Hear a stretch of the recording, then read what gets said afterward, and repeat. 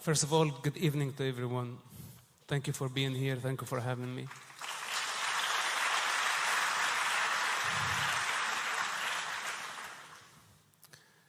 The conflict in the Middle East, I personally don't think it's a political conflict. It is not a conflict over land. It's a lot deeper than this. And it looks like many people are in denial of the origins of this conflict, which is more of a spiritual, a conflict of principality, a conflict and a war of narratives. False narrative versus the truth. And of course, the truth is a big claim. But how do we know the truth from falsehood? You know them by their actions. You know them by their manifestation. Everyone has the equal potential given by the universe. The same soil, the same sun, the same elements. But some people create. You know them by their action, by their creation. The others sit down, wait, then blame. Then they create their own narrative, the victim narrative. Then they believe it. Then they act on it. Then they may become violent. Then they may try to invade and dominate. Things that don't belong to them. It is not about the land, it's about the harvest. They prefer a developed land. You can give them all earth and they will ruin it.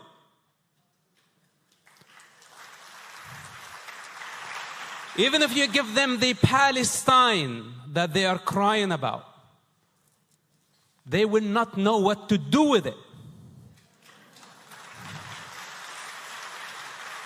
Because they already have it. But they prove to be irresponsible. If they cannot be responsible towards their own children, how can they be responsible towards others?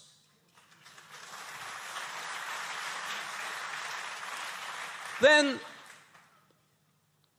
they have adapted to the human delusion. So obedient to hypotheses, to entities that's supposed to live on the other side of the universe. This is where their loyalty is. Their goal is in the afterlife, not in this life. So, we are talking about a human delusion to the deepest level. This is not about territory. It's not a political conflict. It's just showing you the true nature of those who choose to be sub-animal. So now people are screaming, equal rights, equal rights. What about equal duty? What about responsibility? We just saw Dr. Ayelet Levy. She's a mother of a 19-year-old girl who was dragged by a savage into a dark world as the entire world has been watching. No condemnation of that.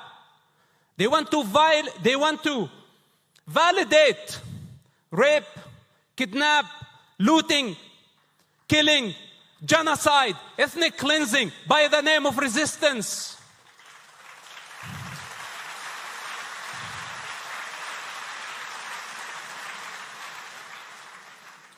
And if we agree to that, they have been saying free, free Palestine instead of saying free the hostages.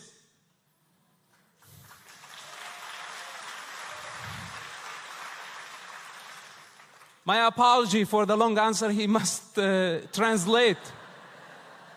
But I think at least you're understanding my feeling into this.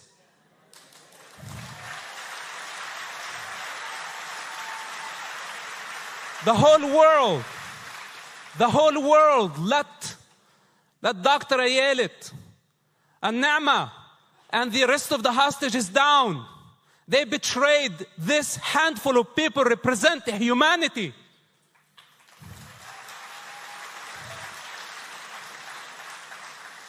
But such cruel, blind world that instead of pressuring Hamas to free the hostages, they have been screaming out loud to free a concept against humanity, against freedom itself, by the name of freedom. This is the situation that we are dealing with. This is not political.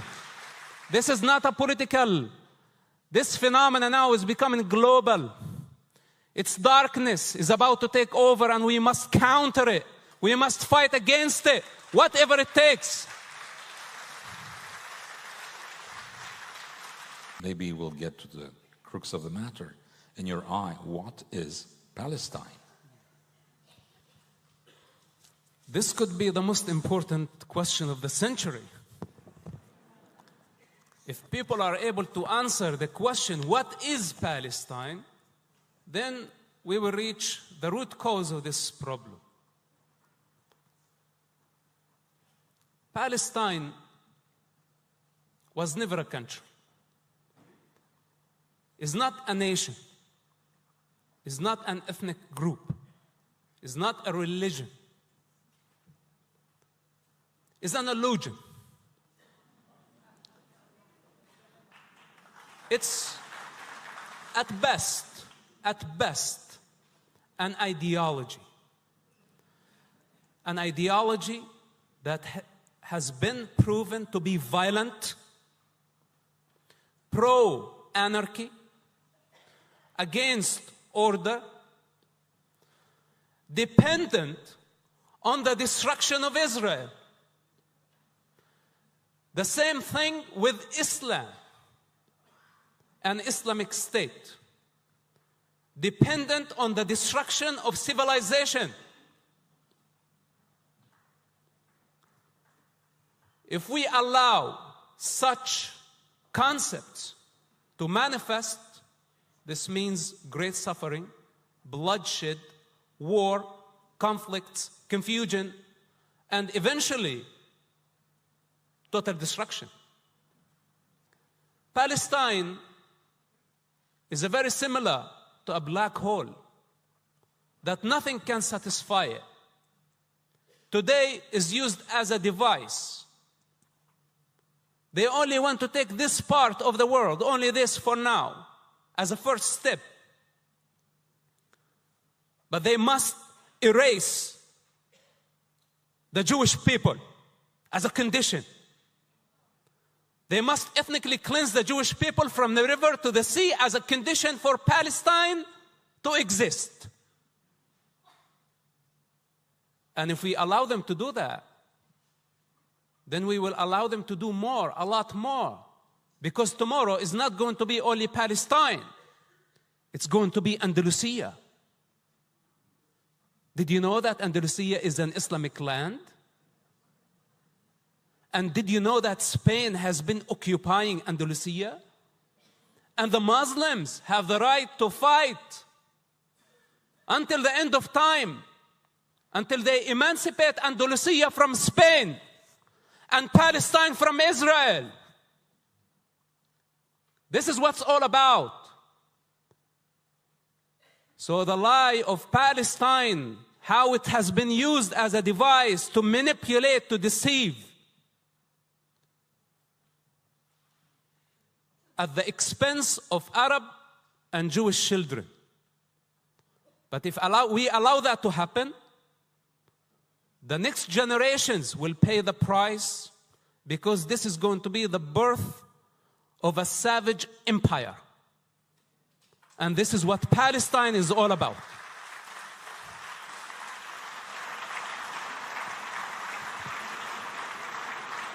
How do you see the future? We have 2.5 minutes. It's not up to me, it's not up to you, it's up to them. Okay. The future is now. We set the foundations of tomorrow today. If today we choose to live in falsehood, this means tomorrow is going to be a distorted reality. So before we go to tomorrow, we need to solve the problem of today. There is a vast majority in the world that they believing in a false narrative. We tell them Palestine is non-existential. It can, even if it manifests, what is it going to take to manifest such violent concept?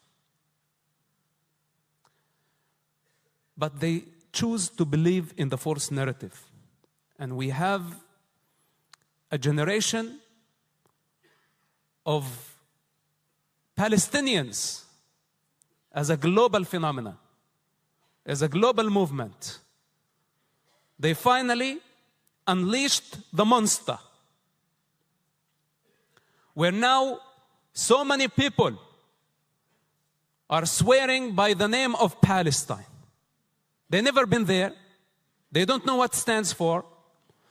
They don't know that they would pay the price first and last. But they're still screaming like sheep, Palestine, Palestine.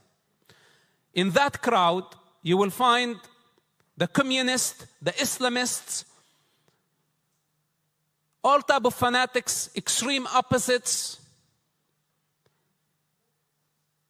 contradicting each other, just like all the Palestinian political gangs, by the way, that they would kill each other if they did not have a common enemy, Israel. But somehow, they found the common enemy. Someone to blame. The most successful ethnic minority on earth with a great contribution to life, the Jewish people. They're going after the Jewish people. But what are they contributing? Except violence and anarchy and chaos. And they've been swearing, globalize the intifada. Globalize the intifada. They want to bring destruction everywhere else. This is why it's appealing to so many of those of Islamic origins here in Europe. It's a device. They have their opportunity right now to retaliate, to intimidate. And they have been exploiting the freedoms of the West without believing in the Western values. So now, before we talk about tomorrow, we need to be aware of this problem that we are dealing with. This is an extreme situation, and we may have to do extreme measures to counter it.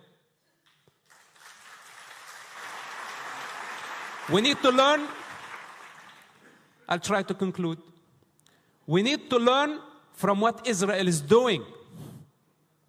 Israel had no choice but to use the force to send a very clear message to Hamas and Islamists that violence is a dead end.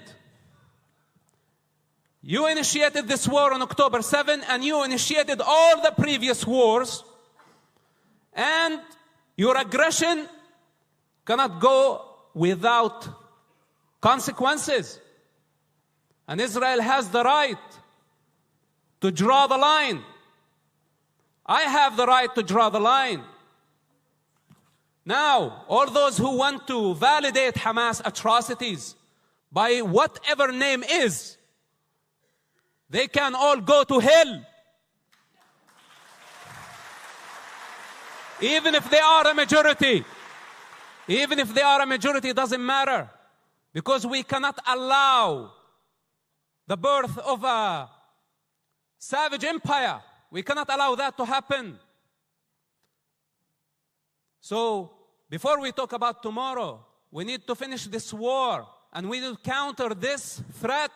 This is a threat against civilization, against humanity, against evolution, against God. Then we can talk about tomorrow. Thank you.